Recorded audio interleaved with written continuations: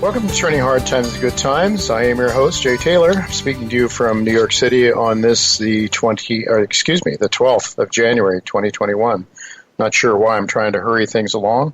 January 12th, 2021. I do like to remind you, I publish a newsletter called Jay Taylor's Gold, Energy, and Tech Stocks. You can subscribe to it by going to miningstocks.com. And Chen Lin is going to be with me in a little bit. I like to always plug Chen's letter. What is Chen buying? What is Chen selling? And that's also a place to go. ChenPicks.com is the place to go to subscribe for Chen's letter. We'll be hearing from him, as I said, in just a couple of minutes from now. I do want to thank all of you for listening to this show, making it one of the more popular shows on the Voice America Business Channel. Also want to encourage you to send along whatever comments you have about this show. Send it to questionsfortaylor@gmail.com. Questions, the number for Taylor@gmail.com. We do want to thank our sponsors for making this show possible. Our sponsors for today's show: NV Gold, Cassier Gold Corp, El Oro Resources, Hannon Metals, Irving Resources, Novo Resources, Sitka Gold Corp, Lion One Metals, and SK Mining Corp. Today's show will be a little different than normal because it will be focused primarily on the market views of several Metals Investor Forum participants, namely Brent Cook, Chen Lin, Eric Coffin, Gwen Preston, and yours truly. I will be asking each of them for their market outlook for 2021 and their two top stock picks for this year as well. And as I mentioned, Chen will be joining me in just a minute to give us his views. And right after first commercial break, Peter Ball, the president of NV Gold, will join me to give us an update on the progress being made on that company's two Nevada projects. Then in the final segment, Brent Cook, Eric Coffin, Gwen Preston will join me. Now, last year, out of 8 Metals Investor Forum letter writers who gave us their stock picks, Brent's was on average up 60.04%, Eric's was up 59.56%, and Gwen's rose by 58.3%. Letter writers were asked to give me their best picks, but Gwen really snuck in a third. I wanted 2 from each person, but Gwen snuck in a third pick, and much to her detriment, I might add, because had she stuck with the first 2 names, GFG Resources and Pure Gold Mining, she would have blown away Eric and Brent. She would have gained 82% if she had just stuck to her first 2, because Pure Gold Mining gained 218.52% last year. So anyway, in the second half of today's show, as I just said, Brent, Eric, and Gwen will join us to give us their thoughts about the markets as we start this new year, as well as their best 2 investment ideas, their best 2 stock picks. We'll see if we can hold Gwen to 2 this year for 2021. And in just a minute, we'll hear what Chen has to say about his views of the markets. But let me just put in my nickel's worth of my ideas anyway. My 2 cents worth, I guess, is what I'm trying to say. I believe this is a year when investors and markets may start to realize that the Fed is losing control of the monetary system as interest rates begin to rise, no matter how much money the Fed pumps into the system. As Alistair McLeod pointed out in this show, M1 grew at a rate of 14% in a 2-week period in December, which when annualized amounts to over 360%. The Fed, realizing that this is an alarming picture, has, I would use the word manipulated, M1 numbers by backdating M1 to include some of M2 data in order to smooth it out, in order to smooth out the growth trajectory of M1, so that you don't start to get an idea of some sort of out-of-control growth of the money system. For details on how, if you really want to drill down on this, on the numbers, to do so, you could go to Shadow Stats, which is John Williams' excellent newsletter. John really gets into the details on this sort of thing and has explained exactly how the Fed is sort of massaged the numbers in order to make them look, make M1 at least not look so like such a rapid hyperinflationary growth rate. But as Alistair has shown and has demonstrated, I think, very adequately in his essays, that despite a very weak economy, rates on the longer end of the yield curve have not only started to rise, but look poised for a new bull market. The 10-year Treasury, for example, is continuing to rise, and look at the chart of the 10-year Treasury reveals that it is reveals a golden cross, suggesting a new bull market in rates. Well, that's hard to believe. I can remember the 1980, the early 80s, when we had double-digit interest rates. It's very hard for most people to get their head around how we could ever see rising interest rates, no matter how much the Fed pumps into the system. But that certainly was what happened back in those days. I remember it very well when G. William Miller and then Chairman Burns pumped huge amounts of money into the system during the Nixon years, and the rates kept rising. So it's not as if that can't happen in an inflationary environment, and there's a lot of reasons to believe that inflation is on the rise too, no matter what kind of numbers come out of the government's reporting.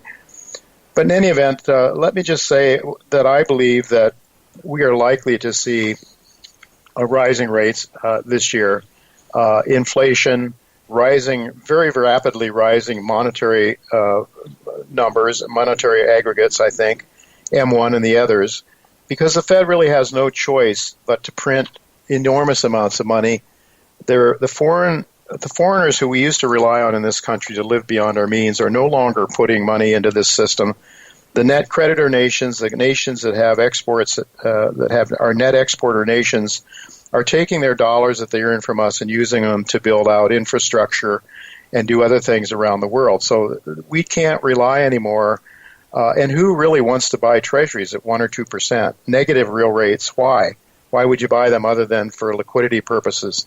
So I think the Fed is going to have to print enormous amounts of money, and I will be going into this more thoroughly in the Metals Investor Forum coming up this Thursday.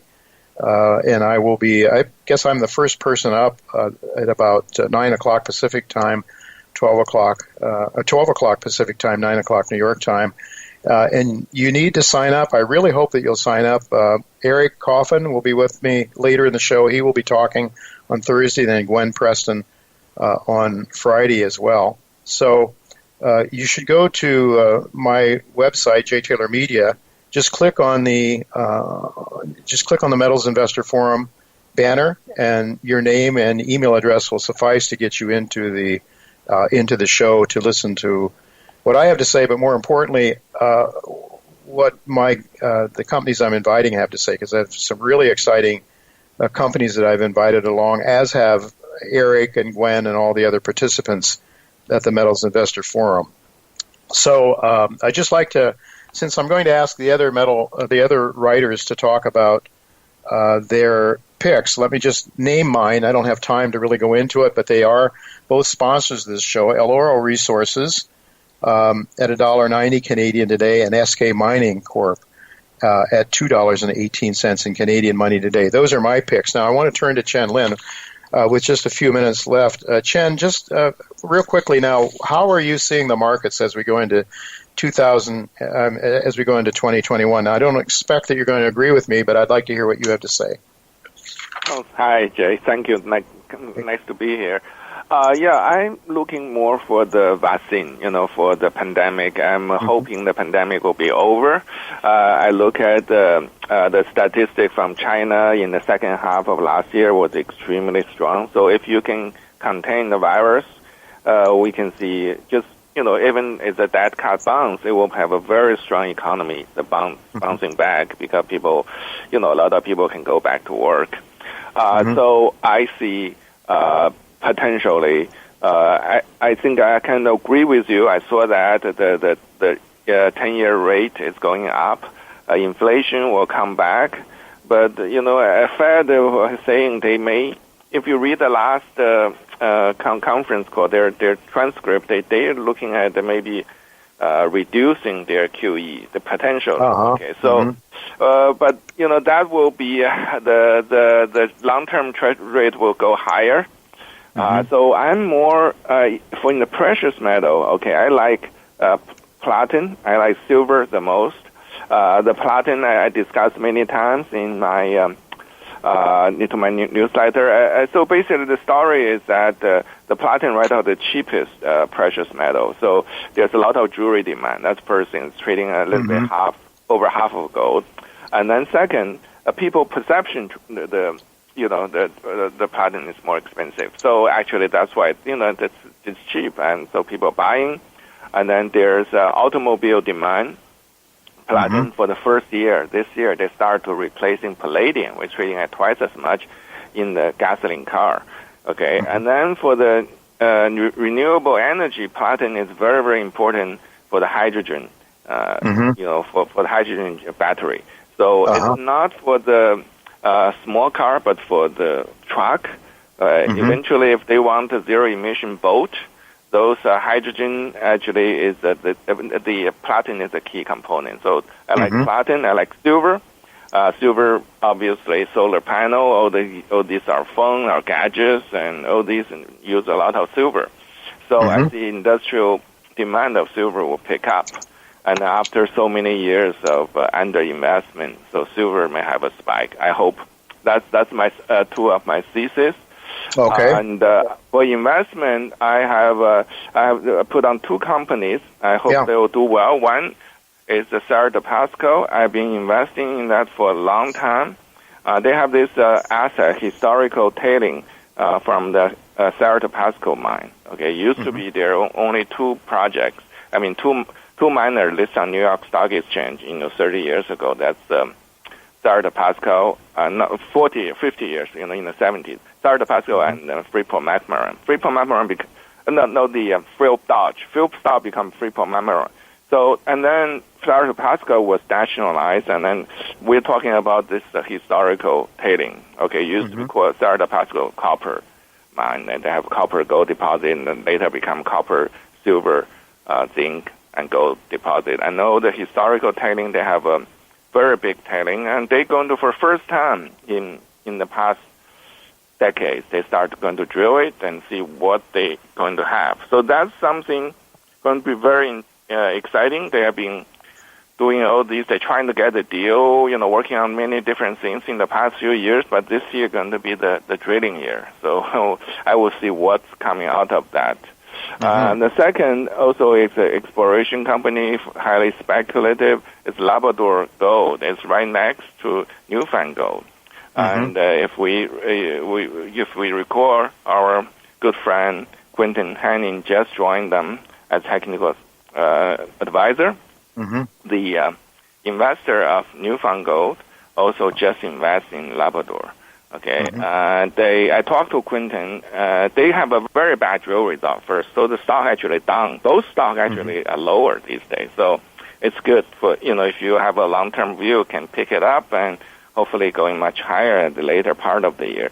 So this first round drill results are very bad, but you cannot just find it, in the first try, right? So a lot of projects like that, and then Quentin believes strongly that what Newfound Gold extended to the Labrador ground.